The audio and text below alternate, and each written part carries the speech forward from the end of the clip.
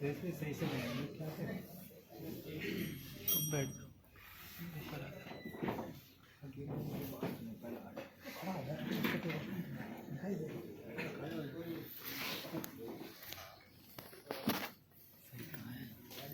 सही तो पकड़ो तुम पकड़ो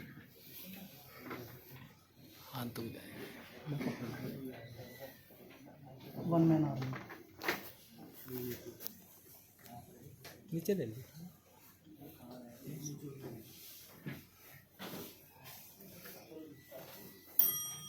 कोई गिरने में राजी तो कोई गिराने में राजी। जो गिर गिर कर संभल जाए वही जीता है जीवन की हर एक बाजी। विकल्प तो बहुत मिलेंगे रास्ता भटकाने के लिए, संकल्प एक ही काफी है अपनी मंजिल को पाने के लिए। नमस्कार। आइए दोस्तों, मैं आपको अपने कॉलेज हल्के से परिचय कराता हूँ। श्रीमान जी, इस क्वालिटी सर्कल को पूर्ण करने के लिए हमने डॉक्टर डेमिस द्वारा बनाए गए 12 स्टेप मेथोडोलॉजी को पीडीसी के फॉर्म में पूरा किया है। तो आइए श्रीमान जी, मैं आपको अपनी कंपनी से परिचित कराता हूँ जिसका नाम oriental technology India private limited है। और श्रीमान जी, हमारी कंपनी के इंडिया में 2 प्लांट है। श्रीमान जी, हमारी कंपनी होंडा कार्स के लिए इंजेक्शन मोल्डिंग के साथ साथ पेंट असेंबली और हैंड ड्रेपिंग का काम भी करती है। आइए श्रीमान जी, मैं आपको अपनी टीम से परिचय करा रहा हूँ। हमारी टीम के फैसिलिटेटर है मिस्टर विजय सांग, टीम के लीडर है मिस्टर अजीत सांग और मेरे टीम मेंबर हेमंत कुमार और मैं नरेश। मैं विभा, मैं सरफराज। और हमारी हर फ्राइडे 3 से 4 मीटिंग होती है। इससे टोटल 15 मीटिंग हुई और हमारी 96% अटेंडेंस रही। साथियों, ये हमारा नोवा प्रोजेक्ट है। इसको हमने जून 2025 को शुरू करा और नवंबर 2025 को इसको हमने समाप्त किया है। श्रीमान जी, इस क्वालिटी सर्कल को पूर्ण करने के लिए हमने इससे संबंधित सभी कार्यों को आपस में बांटा और इस पर कार्य किया। Identification of problem. साथियों, अपने विभाग में आने वाली सभी समस्याओं को हमने एकत्र किया और हमने पाया कि हमें अपने विभाग में टोटल 20 समस्याओं का सामना करना पड़ रहा है। Action of problem. श्रीमान जी, अपने भाग में आने वाली सभी समस्याओं को हमने ABC 3 कैटेगरी में बांटा। श्रीमान जी, A कैटेगरी में हमने उन सभी समस्याओं को रखा जिन्हें हम स्वयं सॉल्व कर सकते हैं, जो कि हमें 12 मिली। बी कैटेगरी की वो प्रॉब्लम है जो हम अदर डिपार्टमेंट की मदद से सॉल्व कर सकते हैं, जो कि हमें 7 मिली। और सी कैटेगरी में हमने उन सभी समस्याओं को रखा है जिसमें हमें अपने मैनेजमेंट की अप्रूवल की जरूरत पड़ती है, जो कि हमें 1 मिली। साथियों, जैसा कि आप देख रहे हैं, एक कैटेगरी में हमें सर्वाधिक समस्याओं का सामना करना पड़ा, इसलिए हमने इसको वरीयता दी और इस पर आगे कार्य करने का निर्णय लिया। श्रीमान जी, A कैटेगरी में आने वाली सभी समस्याओं को हमने QCD MSE के आधार पर मल्टी वोटिंग की और हमने पाया कि क्वालिटी में हमें सर्वाधिक वोट मिले, इसलिए हमने इसको वरीयता दी और आगे कार्य करने का निर्णय लिया। अरे भाई, एक आध समस्या आगे चली भी गई तो इससे क्या फर्क पड़ेगा? इससे हमारा प्रोत्साहन लेट हो जाएगा। प्रोडक्शन लेट हुआ तो क्या हुआ? इससे हमारी डिलीवरी लेट हो जाएगी। डिलीवरी लेट हुई तो क्या फर्क पड़ेगा? इससे हमारा कस्टमर नाराज हो जाएगा। कस्टमर नाराज हुआ तो क्या हुआ? इससे हमें और हमारी कंपनी को धन की हानि होगी। साथियों, अपने विभाग में आने वाली सभी समस्याओं को हमने पैरेटो के एनालिसिस के माध्यम से जानने का प्रयास किया और हमने पाया कि हमें अपने विभाग में सबसे ज्यादा रॉन्ग असेंबली की समस्या का सामना करना पड़ रहा था, इसलिए हमने इसका आगे कार्य करने का निर्णय लिया। आइए हम सब मिलकर यह संकल्प लेते हैं कि रॉन्ग असेंबली की समस्या को जड़ से समाप्त करेंगे। श्रीमान जी, जैसा कि हम सभी जानते हैं, किसी भी क्वालिटी सर्कल को पूर्ण करने के लिए हमें एक्टिविटी प्लान की आवश्यकता होती है, जो कि इस प्रकार है। Define the problem. श्रीमान जी, ये हमारे पास का ऑनलाइन प्रोसेस है। इसमें आप देख सकते हैं इसमें सील की असेंबली होती है। आइए श्रीमान जी, मैं आपको अमृता ऐसी और के पार्ट के बारे में अवगत कराता हूँ। जरा गौर से देखिए श्रीमान जी, ये पार्ट देखने में कितना साधारण सा है, लेकिन असेंबली की दृष्टि से बहुत ही क्रिटिकल पार्ट है, क्योंकि इसमें एक सील की असेंबली होती है और सील के स्टार्टिंग और एंड पॉइंट का बीच का गैप 10 mm निर्धारित है। लेकिन श्रीमान जी, इस पार्ट में कर नहीं होने के कारण हमारा ऑपरेटर सील को पार्ट के साथ प्रॉपर संभव नहीं कर पाता, जिससे हमारे सील का स्टार्टिंग और एंड पॉइंट का बीच का गैप कम या अधिक हो जाता है और हमारा ऑपरेटर अगर सील को छुड़ा के दोबारा बनाता है तो हमारे सील का एडहेसिव वीक हो जाता है और हमारी सील बाद में उखड़ भी जाती है। इससे हमारे पार्ट में सील की मिस असेंबली और रॉन्ग असेंबली की समस्या बन जाती है। अरे भाई, ये तो बताओ, ये गाड़ी में लगता कहाँ है, उसका फंक्शन क्या होता है? साथियों, गाड़ी का बहुत महत्वपूर्ण पार्ट होता है। गाड़ी के इंजन के ठीक पीछे की साइड में यह असेंबल किया जाता है और साथियों, ये पार्ट बिल्कुल एक अम्ब्रेला की तरह यूज होता है, जैसा इसके नाम से ही अवगत है। साथियों, ये हमारा पार्ट एसी की coil, wiring, inlet outlet pipes को हीट और मॉइस्चर से बचाने का काम करता है, बिल्कुल एक अम्ब्रेला की तरह। अच्छा, अगर एक आध पार्ट भाई गलती से आगे चला भी गया तो इससे क्या फर्क पड़ेगा? अगर श्रीमान जी गलती से एक पार्ट हमारी गाड़ी में जम भी गया तो हमें पूरी गाड़ी को होल्ड करना पड़ेगा और उसके साथ में पूरे डैशबोर्ड, एसी की सभी वायरिंग और पूरे इंजन को निकालना पड़ेगा। नंबर 2 श्रीमान जी, अगर हमारी ये गाड़ी मार्केट में चली गई तो इससे नमी के कारण हमें सीरियस ब्रेकडाउन भी हो सकता है और हम इस प्रकार की गाड़ी को अपनी इंडिया में ही नहीं अदर कंट्री में भी एक्सपोर्ट करते हैं। Analyse the problem. इसके पास हमने 4W1 इस प्रकार किया। समस्या क्या है? अमृता ऐसी होल में मिस असेंबली और रॉन्ग असेंबली की आ रही थी। थी। और ये समस्या कहाँ आ रही थी? ये हमारी असेंबली लाइन में आ रही थी। ये प्रॉब्लम कब से आ रही थी? ये समस्या हमारी फरवरी 2025 से आ रही थी। इससे कौन प्रभावित हो रहा था? इससे हम हमारी कंपनी प्रभावित हो रही थी। इस प्रकार की हमें कितनी प्रॉब्लम मिली? इस प्रकार की हमें हर महीने लगभग 2 प्रॉब्लम मिल रही थी। खुद को अभी भाप रहा हूँ। सड़कें अभी नाप रहा हूँ। टारगेट को पूरा करना है। इसीलिए अभी जाग रहा हूँ। Identification of causes. श्रीमान जी, इस क्वालिटी सर्कल को पूर्ण करने के लिए हमने फिशबोन डायग्राम की सहायता से मैन मेथड मटेरियल मशीन के सभी संभावित कारणों को जानने का प्रयास किया।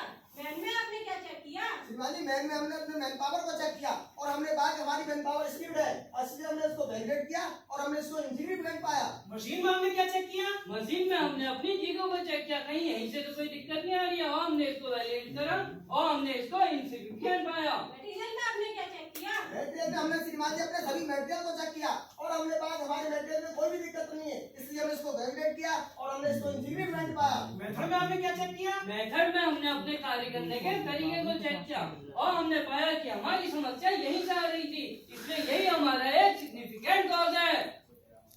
Finding and root causes and data analysis.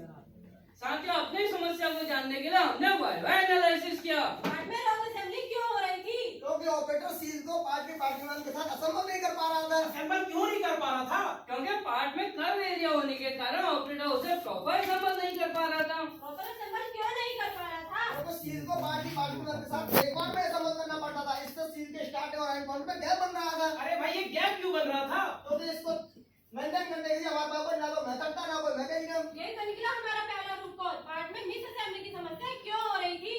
क्योंकि हमारा ऑपरेटर असंभव और असंभव पार्टों को आपस में मिक्स कर देता था। मिक्स क्यों कर रहा था? क्योंकि सील का कलर और पार्ट का कलर एक होने के कारण ऑपरेटर उसे पहचान ही नहीं पा रहा था। पहचान क्यों नहीं पा रहा था? क्योंकि उसे पहचानने के लिए हमारे पास कोई ना कोई इफेक्टिव कंट्रोल नहीं था। यही तो निकला हमारा दूसरा रूट कॉज। श्रीमान जी, हमारे पार्ट का इंटरनल रिजेक्शन डाटा है, इसमें आप देख ही सकते हैं हमें हर महीने कुछ न कुछ समस्या मिल ही रही थी। या तो मेक सॉल्यूशन। श्रीमान जी, अपनी समस्या को पुनः जानने के लिए हमने ब्रेनस्टॉर्मिंग की।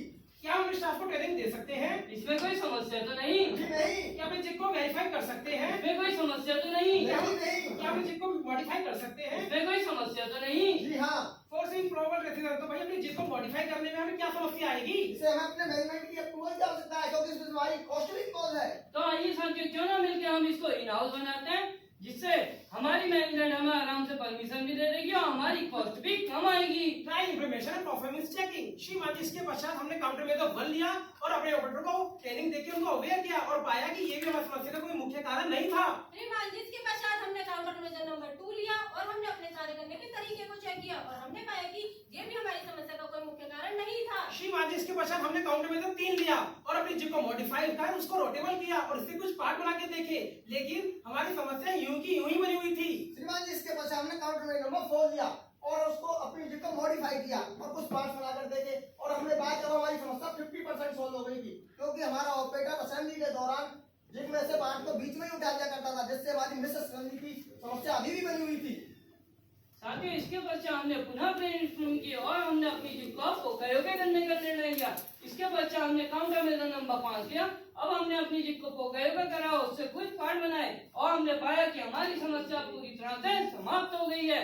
साथियों, जैसा कि आप देख सकते हैं, हमने अपनी पोकायोके जिप में 2 सेंसर लगाए हैं। एक पार्ट को लॉकिंग करने के लिए लॉकिंग सिलेंडर लगाया है और पार्ट में टिक मार्किंग खत्म करने के लिए हमने पार्ट में एक पंचिंग सिलेंडर भी लगाया है। साथियों, अब हमारा ऑपरेटर पार्ट को बहुत आराम से चेक कर लेता है और पार्ट को 360 डिग्री में घुमा के हर एक कर्व एरिया को चेक कर लेता है। इस तरह से हमने अपनी समस्या को पूरी तरह से समाप्त किया है। Why like it?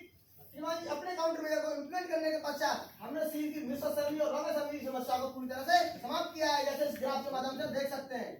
श्रीमान जी, ये हमारे काउंटर मेथड को इम्प्लीमेंट करने के बाद का प्रोसेस है। इसमें हमारा साइकिल टाइम 55 सेकंड हो गया और हमारा लाइन बैलेंसिंग रेशियो 95% हो गया और हमारी समस्या पूरी तरह समाप्त हो गई। Flow up and review.